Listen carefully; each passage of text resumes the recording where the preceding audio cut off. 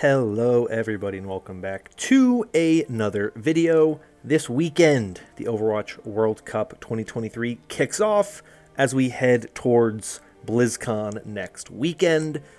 So today is the kind of final video I'm going to be putting out before the actual World Cup begins. I'm going to go over some of the news that we've gotten since my last video.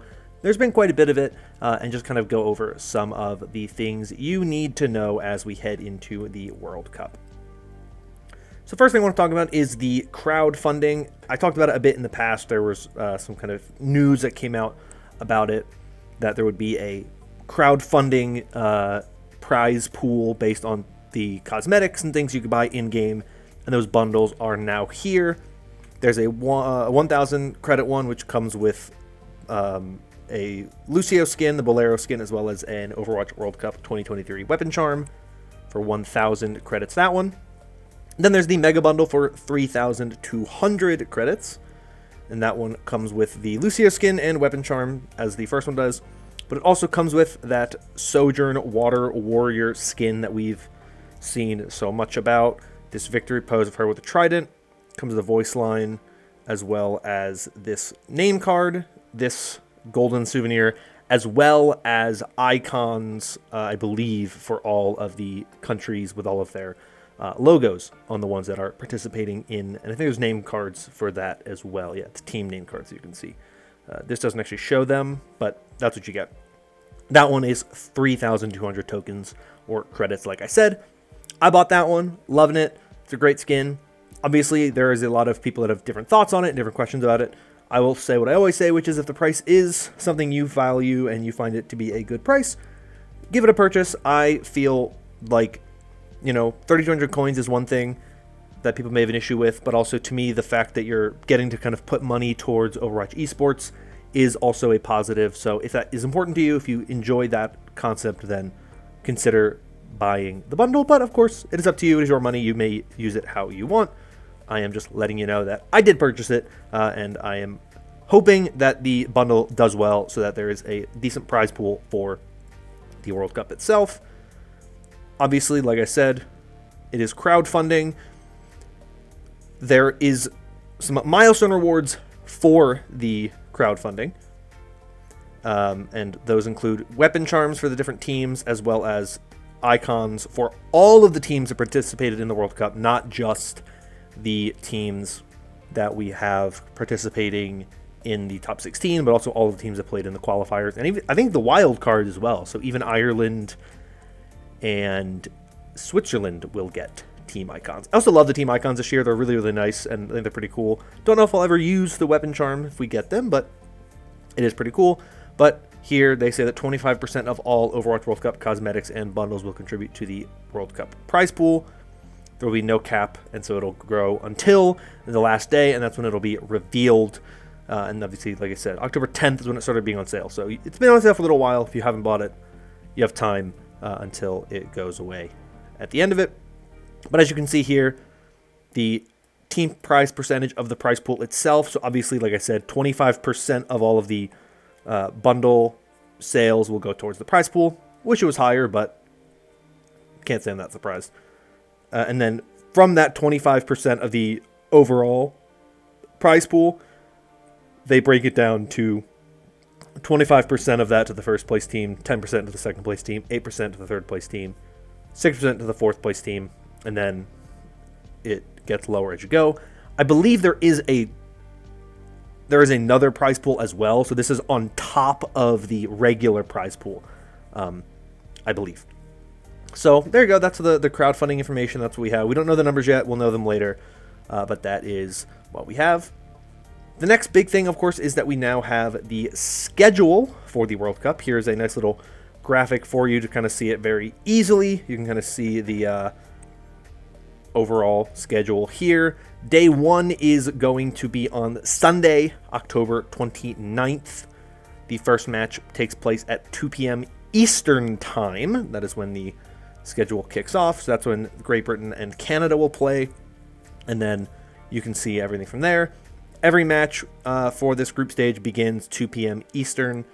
That is when they go on. And then when BlizzCon itself actually begins, that's when we get to the elimination stage, and we'll talk more about those games when we get to that point later in the week. But for now, these are your group stage matches. You can see them there. Every team plays 3, so they have 1 game every day that they play and then 1 day off. So, for example, Team USA doesn't play the first day. They play day 2, day 3, and day 4. Team Korea plays day 1, day 3, day 4. Team China, 2, 3, 4, and so on. You can kind of see it there. So that is your schedule. All of these teams are going to be fun to watch. But in my last video, I talked about kind of a bit of an update on these teams and where they stand. We have gotten some further updates on some of the teams that will be participating and some of the kind of replacement players or things of that nature for the various players on the various teams. So if you didn't see last video, I'll link it in the description. It also should be at the end of this video as well. You can check it out there. But to go over some of the notes from last time, I talked about the changes to China's team with 20 leaving and with Rui leaving. I talked about what happened with Spain and their changes. I talked a little bit about what happened with Saudi Arabia, France, and Australia. But since my last video, there have been a few other things that have happened. I would say the biggest one and the one that hurts me the most is that EQO will no longer be playing in the World Cup for Team Colombia. My guess is, based on the situation currently in Israel and Palestine and in Gaza, EQO is likely unable to leave Israel, which is where he lives. At some point, I don't know his whole story, but he is both Israeli and Colombian. I believe he is from Colombia, but lives in Israel, or his family's from Colombia, whatever it is. He currently is in Israel, as far as I'm aware, and so I believe because of that, he is unable to leave the country, and so he is not going to be able to participate in the World Cup. I think that hurts Team Colombia's chances quite a lot. It's unfortunate. It stinks, honestly. EQ is one of my favorite players. I was really hoping we could see him on LAN. I think, the current situation in the world makes sense why he isn't able to participate, but definitely someone who will be missed. They will be instead having their coach Serchi. I don't know exactly how it's pronounced, but he will be playing as their kind of next DPS player. I would be shocked if he plays. Maybe he does. I think he's a tank player normally, but maybe they're going to be their second DPS player, but they're going to be relying a lot on Dromer now as their primary DPS player. So we'll see what happens with Colombia, but certainly hurts a team that I thought was already an outside shot to do something, but now they definitely feel like even more of an outside shot. With Team Saudi Arabia, I mentioned last time around that I thought that LBBD, Labda, however you pronounce it, would be the player coming in to fill in the opening on their team, and that is what happened. He is the player coming in and stepping in, so I think the team will be probably about as good as they were before, maybe a little weaker, but I still think Labda is a very good player. I don't think he comes in and is a significant downgrade on that Farah composition, so I think they'll still look pretty good. I think they'll still be decent. And Labda plays with UB Courts, KSA, Haku on Twisted Minds anyway, so that pre-season synergy is already there. So I think this team will still be fine. The other big thing that happened is that LH Cloudy was suspended from Team Finland and will not be replaced for that team, so they will be rocking with just Vestola on the tank. If I remember correctly, Vestola played the majority of their games in the qualifiers anyway, so I don't think this will hurt the team all that much. I could be wrong, LH Cloudy may have played more, but if I remember correctly, Vestola played the majority of their matches, so that is the situation there. I think they'll still be fine for the most part. Maybe they would be better if they hit a ranked meta, who knows, but Vestola will be the main player there. And then finally with Team Thailand, they made a bit of a swap around.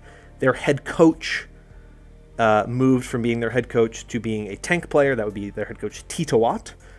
And then their player Mushroom, who was the tank player, also served as an assistant coach on the team, is now moving to the head coach role. So they're making a bit of a change to their tank line and coaching, just a kind of one-to-one swap there. But those are the main changes there. Like I said, I don't think many of them are going to be that big of a deal outside of EQO. I think EQO was the key to potential success for Team Colombia. I think losing him does hurt that team a lot more than you would like. But I think that they were kind of an outside shot anyway, considering they have to go up against Korea in their group and Finland. But I think now they went from potentially being the third best team in their group to, I think, unfortunately, most likely being the weaker team between them and Mexico. So unfortunate situation there, but things like that happen, and it's going to be about how the team is able to rally around what they have remaining and the goal of potentially doing what you can to make the best of a pretty rough situation. Of course, the World Cup is a part of BlizzCon as a whole, so this will just be one of the events going on surrounding BlizzCon. But World Cup is kind of I would argue, the longest thing. Obviously, like I said, it starts this weekend on Sunday and it runs through next weekend, whereas BlizzCon itself is only next weekend. But we did get some news about BlizzCon and the schedule for BlizzCon, and we'll talk about that a little bit. But I do want to touch on the talent for the World Cup, which is awesome to get. We see that the talent this year, we have Zoe, Reinforce, and Danny back. 3 of the 4 desk analysts from this most recent Overwatch League season. No Jake, though I imagine Jake is probably just sitting this one out, spent some time with his family. And then for the casters, we have Uber and Mr. X, the duo, the dream duo back. We have Dogman and Moxie, big contenders casters. Had some casts in the Overwatch League this year. I think they're both phenomenal casters. Excited to see them playing in the World Cup. And then we have the new dream casting group of Lemon Kiwi and Custa, which is great and awesome to see. Kind of a fun new duo. I am a big fan of both of their casting. I'm curious to see how they cast together. I don't think they've ever cast together in an official Overwatch League match. Maybe I'm wrong, but I don't recall them ever casting together, so that'll be fun. And I believe they're both casting Canada, Australia. At least I hope they are. They should, because you can't have a game between Canada and Australia and not have the Canadian and Australian casting duo cast it. That just feels wrong, And then, of course, you have Emily, who is the translator, who's going to be helping out with Team China being there. Obviously, Danny there can translate for South Korea, and most of the other teams have strong enough English that you don't need a translator. And there might be team managers there as well that can help. But as far as I know, most of the other teams have the ability to speak good enough English that it shouldn't be a problem. So Emily, big fan of Emily. I think Emily has always been really good in Overwatch. She's done a really good job. Missed her this year. She didn't do anything with the Overwatch League this year, but glad she's back for the World Cup. I believe it was 2019. Maybe it was 2018, but I think it was 2019 when they had the big dream squad. It was 2018. It was definitely 2018, where they had Mika Burton, who was interviewing the U.S. and Canada, and then it was Frankie interviewing the U.K. and France, and then Danny was interviewing South Korea, and Emily was Team China. It was just the God squad of interviewers and analysts. That was phenomenal. So missing some of those faces, but at least Emily and Danny are still with us for this World Cup. So that's really it for the general World Cup news. Like I said, if you want more kind of my opinions on a lot of what I think will happen, check out the last video I did where I talk more about how I think the groups will go and whatnot. But this is just kind of giving you a little news roundup as we approach the World Cup this weekend. But next weekend with BlizzCon coming up, I figured I would talk a little bit about kind of the schedule for BlizzCon itself. This is not the World Cup schedule. Like I said, that I showed you it a little earlier, and it'll be linked in the description, as is everything that I have talked about today. They'll always be linked in the description. But here is the broadcast schedule for BlizzCon. There's always more stuff than they always kind of have. But if you want to watch BlizzCon and you're curious to kind of see where everything is, here you go. 11 a.m. is the opening ceremony. That is November 3rd, 11 a.m. Pacific, so 2 p.m. Eastern, and various other times around the world. Usually, if you want to know what to expect, usually the big trailer announcements happen then. So if there's a cinematic at BlizzCon, it would most likely be dropped during the opening ceremony. If there's a big announcement for some kind of big content drop, a new hero, something like that, that type of stuff could happen at the opening ceremony. It also could happen on November 4th at the Overwatch 2 What's Next panel. But there's also an Overwatch 2 Deep Dive panel on November 3rd as well. That one at 2:30 p.m. Pacific, 5:30 p.m. Eastern. And then, like I said, November 4th, you have the 1:30 p.m. Pacific, 4:30 p.m. Eastern Overwatch 2 What's Next panel. So those are your key dates for us Overwatch fans. If you cover the other stuff, there you go. But like I said, usually the opening ceremony has something for all of the games, and then they'll have more specific stuff with those. And then if you care about the Le Seraphim appearance at the end of the convention, there you go. I'll link to the music video for that in the description if you want to check it out. I have literally never listened to a Le Seraphim song before. Maybe I have. I don't know. I don't listen to K-pop.